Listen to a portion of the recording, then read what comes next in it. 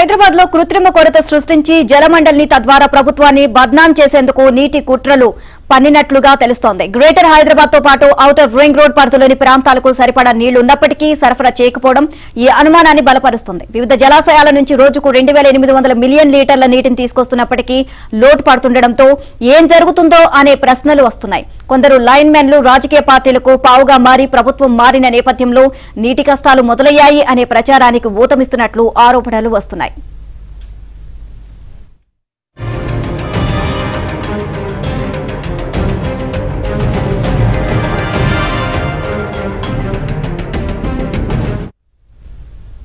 వాణిజ్య సముదాయాలు, పరిశ్రమలు, అపార్ట్మెంట్లు, గేటెడ్ కమ్యూనిటీలకు అధికంగా సరఫరా చేస్తూ కాలనీలు, బస్తీలకు ఇవ్వడం లేదని తెలిసింది. మణికొండ, గచ్చిబౌలి, సిద్దికి నగర్, చందనగర్లోని కొన్ని చోట్ల, మెహదీపట్నం హిల్ కాలనీ, టోలీ చౌక్లోని నదీం కాలనీ, ఎర్రగడ్డ ఇలా పలు ప్రాంతాలకు సక్రమంగా సరఫరా కావడం లేదు.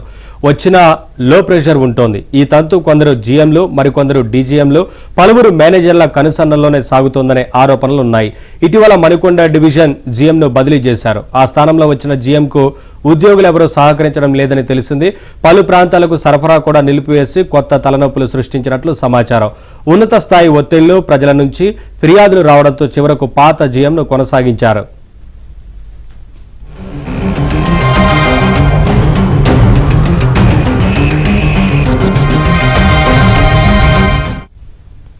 గ్రేటర్ హైదరాబాద్ తో పాటు ఔటర్ రింగ్ రోడ్ పరిధిలో 1.30 కోట్ల జనాభాకు జలమండలి తాగునీరు సరఫరా చేస్తుంది. భూగర్భ జలాలపై ఆధారపడకుండా వందల కిలోమీటర్ల దూరం నుంచి కృష్ణా, మంజీరా, గోదావరి జలాలను తీసుకొస్తున్నారు. ఈ క్రమంలో ఏమైనా ఇబ్బందులు తలెత్తితే తప్ప సరఫరాకు ఇబ్బందులుండవు. రోజు విడిసి రోజు గంట నుంచి గంటన్నర పాటు సరఫరా చేయాల్సి ఉండగా కొన్ని ప్రాంతాలకు 40 నిమిషాలు కూడా ఇవ్వడం లేదు. ఈ కృత్రిమ కొరతను జలమండలిలోని క్షేత్రస్థాయి ఉద్యోగులే సృష్టిస్తున్నారు అని విజిలెన్స్ గుర్తించినట్లు సమాచారం.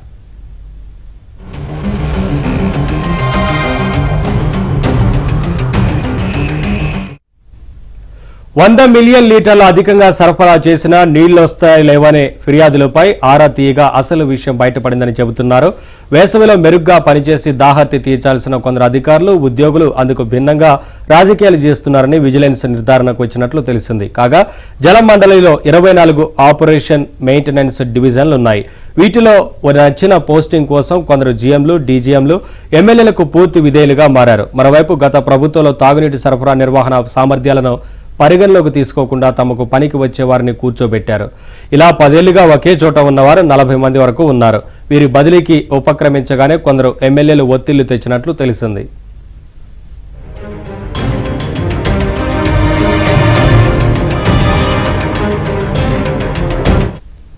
ఏళ్ల తరబడి కొనసాగుతున్న వారిని మార్చాలని జలమండలి ఇంజనీర్స్ అసోసియేషన్ సీఎం రేవంత్ రెడ్డికి 2 నెలల క్రితం వినతి పత్రం ఇచ్చింది. అయినా ఏ ఒక్కరిని కదిలించలేదు. ఈ నేపథ్యంలోనే నీటి సరఫరా ఆటంకాలకు కుట్రలు, ఆరోపణలు వస్తున్నాయి. కాగా పలు ప్రాంతాల్లో పైప్ లైన్లు లీక్ అవుతూ నీరు వృధాగా పోతున్నా ప్రభుత్వ ప్రధాన కార్యదర్శి, వాటర్ బోర్డు ఎండీ సీరియస్ అయ్యే వరకు కొందరు జీఎంలు కదలలేదు. దీన్ని బట్టే పరిస్థితి ఎలా ఉందో అర్థమవుతుంది అనే అభిప్రాయం వ్యక్తమవుతోంది.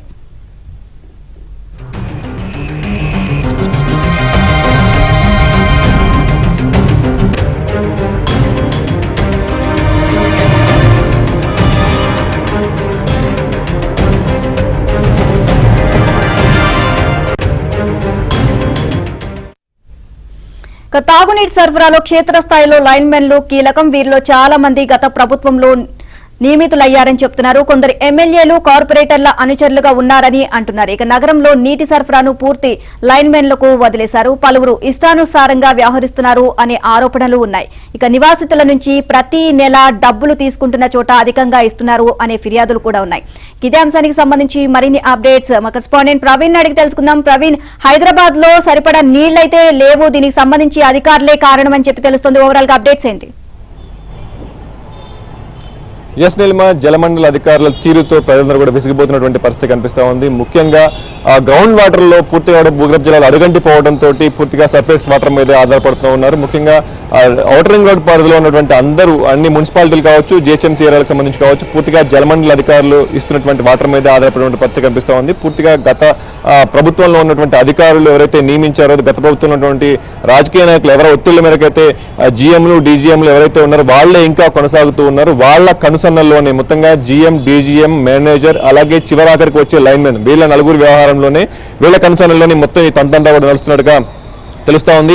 ఇప్పటికే జలమండలి అధికారులు కావచ్చు, ప్రభుత్వ కార్యదర్శి సిఎస్ కూడా పూర్తిగా కూడా ఎప్పటికప్పుడు మీటింగ్స్ పెట్టుకొని ఎంత నీటి అవసరమైనా కూడా సరఫరా చేయాలి, నీటి అవసరాలకు తగ్గట్టుగా సరఫరా చేయాలని చెప్పేసి కూడా ఇప్పటికే జలమండలి అధికారులకు సూచించింది. ఎప్పటికప్పుడు రివ్యూ చేసుకుంటూనే అవసరానికి మించి కూడా నీటిని తీసుకొస్తూ ఉన్నాం, అయినా కూడా గ్రౌండ్ లెవెల్లో నీటిని అందించలేకపోతున్నాం అని చెప్పేసి కూడా పెద్ద ఎత్తున కంప్లైంట్స్ వస్తున్న నేపథ్యంలో విజిలెన్స్ డిపార్ట్మెంట్ పూర్తిగా కూడా దృష్టి సారించిన నేపథ్యం కనిపిస్తుంది. అయితే ఇందులో ప్రభుత్వాన్ని బదనాం చేసే కుట్ర ఉంది అని చెప్పేసి విజిలెన్స్ డిపార్ట్మెంట్ ఒక నివేదిక కూడా ఇచ్చినట్టుగా తెలుస్తా ఉంది. ముఖ్యంగా జిహెచ్ఎంసీ ఏరియాలో చూసుకున్నట్లయితే పూర్తిగా కూడా కాంగ్రెస్ ప్రభుత్వం కాకుండా బీఆర్ఎస్ సంబంధించిన ఎమ్మెల్యేలు ఉన్నారు, వాళ్ళ కార్పొరేటర్లు వాళ్ళ కౌన్సిలర్లు మాత్రమే ఇంకా ప్రభుత్వం ఇక్కడ ఉన్నటువంటి పరిస్థితి కనిపిస్తుంది. సో వాళ్ళు నియమించిన అధికారులు కాబట్టి ఎక్కడెక్కడ ఏ కాలనీలకు కావచ్చు, ఏ లైన్స్ కావచ్చు, ఎక్కడెక్కడ ఏ గేటెడ్ కమ్యూనిటీస్కో సో వాళ్ళు అనుకున్న ప్రాంతానికే నీటిని సరఫరా చేస్తున్నారు. పూర్తిగా కూడా లైన్మెన్లు ఎవరైతే లైన్మెన్లు గ్రౌండ్ లెవెల్లో నీటిని రిలీజ్ చేస్తూ ఉంటారో మనం చూసుకోవచ్చు. ప్రస్తుతం ఇక్కడ కూడా మనం మణికొండ